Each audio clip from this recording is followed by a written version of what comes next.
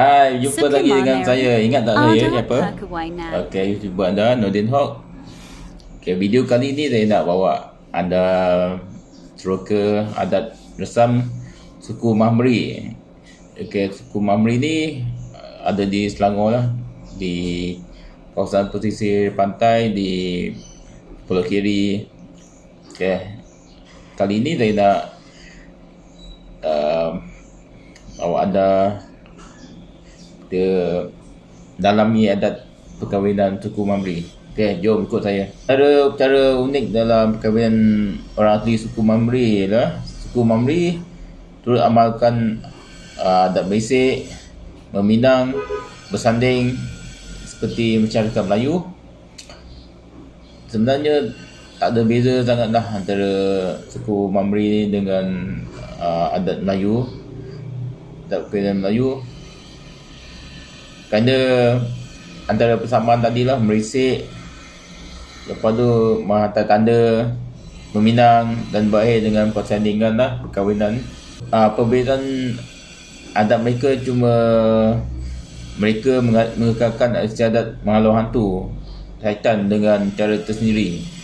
Perbezaan tadi adat mereka ada tambah sikit lah, iaitu adat menghalau hantu syaitan. Minta maaf lah kalau ada gangguan ni, gangguan kat belakang ni. Selain diadakan upacara pemujaan untuk memberitahu kepada nenek moyang bahawa cucu mereka akan melangsungkan kahwinan, iaitu kahwinan. Majlis itu dianggap penting untuk memastikan upacara perkahwinan itu selamat, diberkati dan aman, bahagia sehingga ke anak cucu. Okey, upacara menghalau hantu ada, menghalau hantu atau syaitan. Bermula dari awal adat merisik hingga persandingan, banyak proses perlu dilalui, iaitu menghantar rombongan merisik dengan bercerita mengenai latar belakang kedua anak mereka. Itu proses merisik ni, mereka akan cerita latar belakang kedua-dua bakal pengantin lah, pengantin perempuan dan pengantin lelaki. Okay, itu dia antara keunikan adat Mahmri ni. Okey, seterusnya, mengikut kepercayaan suku Mahmri ini, sekiranya proses meminang dilakukan tanpa merisik, ia bererti kedua-dua mempelai sudah ditangkap basah. Itu kalau tak ada proses. Okey, mengikut kepercayaan suku Mahmri ini, sekiranya proses meminang dilakukan tanpa merisik, ia bererti kedua-dua sudah ditangkap basah lah. Maksudnya dah tidak melalui proses yang betul lah. Jadi dianggap supaya sudah ditangkap basah. Pada majlis peminangan, Tok Batin akan melihat persediaan pengantin lelaki untuk dibawa ke majlis peminangan seperti cincin emas. Okay, Tok Batin akan pastikan pihak lelaki ni membawa kelengkapan yang secukupnya, iaitu contohnya seperti cincin emas. Tugas Tok Batin ni akan pastikan cincin emas itu tulen. Tulen, jangan yang emas saduran kan. Jangan beli yang emas Korea RM50 tu. Alat solik, kena bawa alat solik, pinggan mangkuk dan keperluan seperti batu lesung dan lain-lain. Rupanya adat suku Mahmri ni kena bawa, Minang dia kena bawa pinggan mangkuk, lesung, batu lesung. Menarik ni, sangat menarik. Teruskan. Larangan pengantin menjalin istiadat mengasah gigi. Itu dia antara uniknya adat suku Mahmri ni. Pasangan pengantin ni kena cara mengasah gigi. Dia bukan gigi kuning macam tadi ni. Maksudnya gigi yang tajam tu kena asah. Okey. Apa lagi yang menarik pasal adat suku Mahmri ni? Penetapan tarikh bagi majlis peminangan dan persandingan perlu dirujuk kepada Tok Batin. Okey, Tok Batin yang menentukan tarikh majlis peminangan persandingan ni. Kena ada rujuk kepada Tok Batin untuk melihat persediaan pihak lelaki sebelum memasuki alam rumah tangga. Okey, Tok Batin ni akan sahkan verify sama ada pihak lelaki tu benar-benar bersedia. Sangat menarik. Okey, Tok Tok Batin menjadi insan paling penting kerana beliau akan mengambil kuasa daripada wali yang dilantik untuk membantu majlis pemindangan sehingga berakhirnya majlis persandingan. Tok Batin ni sangat memainkan peranan tentang perkahwinan kerana beliau akan mengambil alih kuasa tu. Kuasa wali. Memang sangat penting lah. Tanpa Tok Batin tak dapat kahwin anda. Okey, kita apa lagi seterusnya? Antara keunikan majlis perkahwinan orang asli Mamri ini, sebaik saja persetujuan dan kata sepakat dalam pemindangan dicapai, sebaik disetujui dan ada kata sepakat dalam majlis pemindangan ni, upacara makan sirih dan pinang oleh Tok Batin dan wakil kedua-dua belah pihak dilakukan sebagai tanda mengakhiri majlis itu. Okey, untuk mengakhiri majlis kata sepakat tadi setelah pemindangan kena diakhiri dengan majlis makan pinang. Makan pinang beramai-ramai. Apa lagi yang menarik pasal adat Mamri ni? Hantaran dikenakan ialah RM44.40 bagi bakal pengantin yang masih gadis. Yang siapa yang kahwin dengan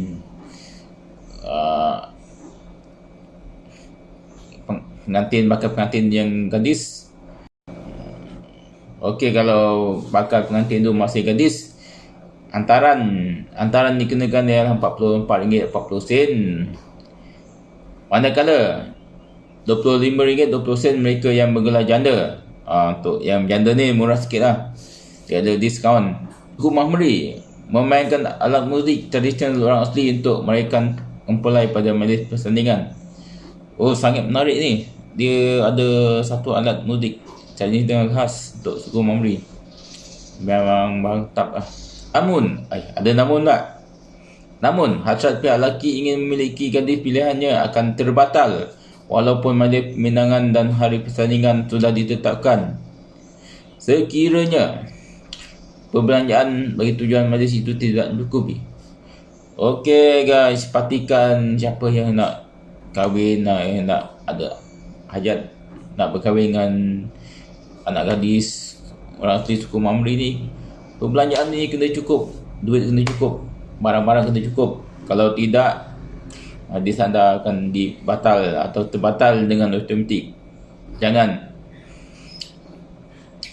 Sekiranya dalam tempoh 3 bulan pihak lelaki gagal sediakan perbelanjaan, dengan sendiri perjanjian itu terbatal dan pengantin lelaki dianggap sudah melakukan penipuan terhadap Tok Batin selaku pemantau.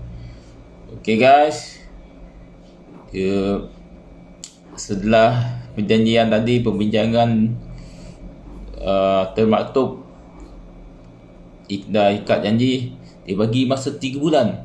Jadi dia tak kejam lah sebenarnya undang-undang ni. Minta maaf gurau ya. Dia ada bagi. Okay. Kalau mungkin masa tu ialah kewangan pun sempit kan, dia bagi 3 bulan. Tapi dalam masa 3 bulan tu kalau tak cukup juga, anda dianggap penipuan. Jadi automatik terbatal. Okay, kita tengok apa lagi yang unik pasal adat perkahwinan suku Mamri ni. Bagaimanapun, selepas semua persiapan berjalan lancar, banyak lagi proses yang perlu dilakukan oleh bakal mempelai sebelum mereka bergelar suami isteri. Banyak tu cabaran tu. Memang kesenang nak kahwin ni, terutama dengan suku Mamri ni. Awas siapa yang nak kahwin dengan suku Mamri. Adalah dia tak kisah suku mana pun, persediaan dia kena ada. Okey, lazimnya sehari sebelum hari perkahwinan, beberapa istiadat akan diadakan seperti istiadat menepung tawar untuk menghalau hantu syaitan, istiadat mengasah gigi atau mengandam, membuang sial, mengantung kelambu dan berinai. Sangat unik. Sangat unik. Jadi kalau ada peluang ada suku Mamri kahwin, datanglah tengok. Mengasah gigi dianggap adat yang penting dilakukan. Penggunaan kain hitam diletakkan pada gigi sebagai petanda jarak gigi yang perlu diasah. Oh, kena letak kain hitam. Oh, baru saya tahu. Kena letak kain hitam rupanya. Cincin yang digunakan untuk mengasah gigi. Oh, kena asah dengan cincin. Dah ingat asah pakai tu, batu pengasah tu. Kena dengan cincin.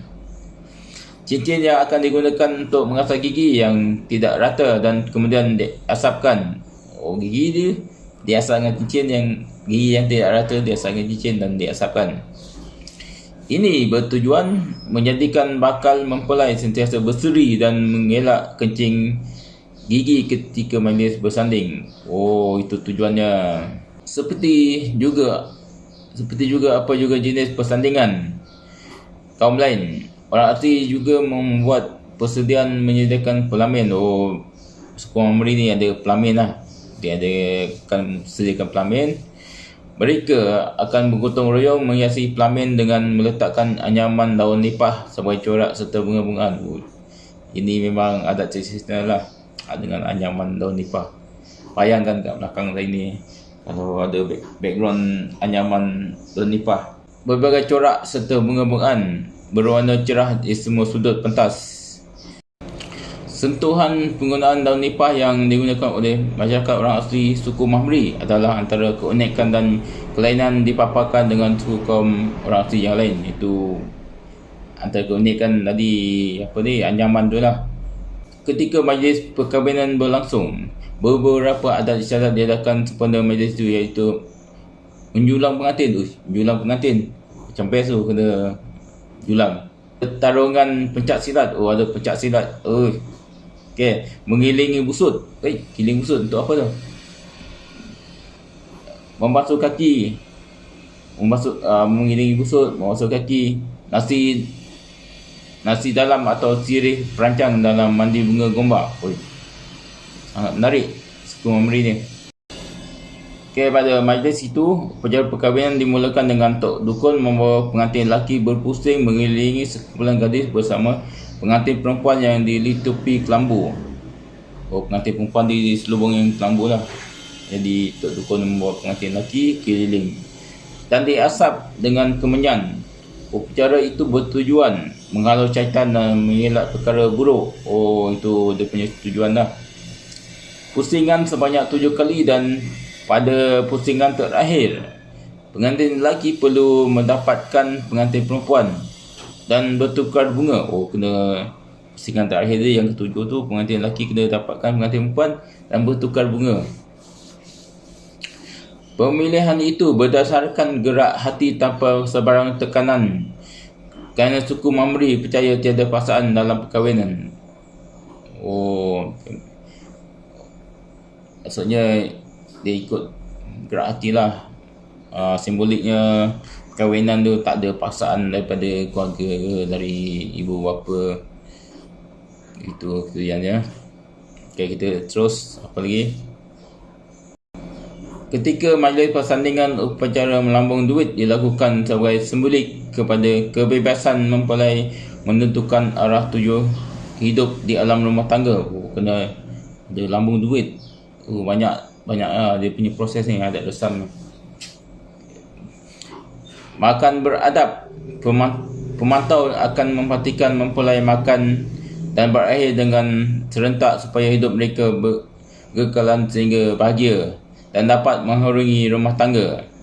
Jika seorang daripada mempelai makan lebih awal antara mereka, dipercayai perlakuan itu akan mengundang kecelakaan dalam rumah tangga pada masa depan. Okey, pemantau ni maksudnya Tok Batin ada. Tok Batin akan pastikan dua mempelai dia makan serentak dan habis sama. Tak boleh seorang yang kena habis cepat. Ingat tu.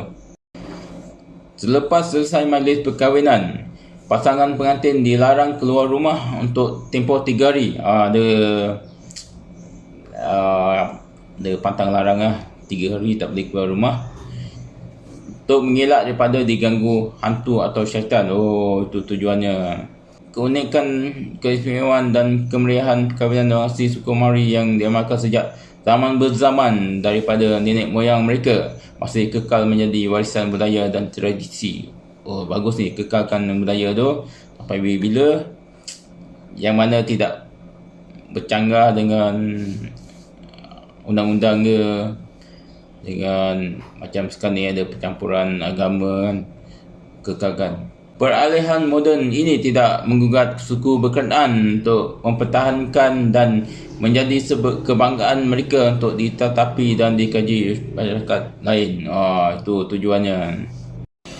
Masyarakat suku Mamri mahu memastikan syahadat kahwinan masyarakat itu sentiasa mengekalkan tradisi nenek moyang mereka. Masyarakat orang asli khususnya Mamri dianggap unik kerana mempunyai warisan budaya dan tradisi yang tersendiri dan menjadi lambang kebanggaan. Okey, adat resam ni mana-mana suku kaum lah, kalau mampu dikekalkan memang unik dan menjadi kebanggaan suku kaum masing-masing lah. Okey, itu saja perkongsian daripada kali ini, iaitu tentang adat resam perkahwinan suku Mamri. Okey, kalau ada info yang tak betul, yang canggah atau yang ada penambahan, boleh komen di bawah. Okey, tak kisah siapa, boleh komen, bagi pendapat anda. Okey, ciao, cincau, bye.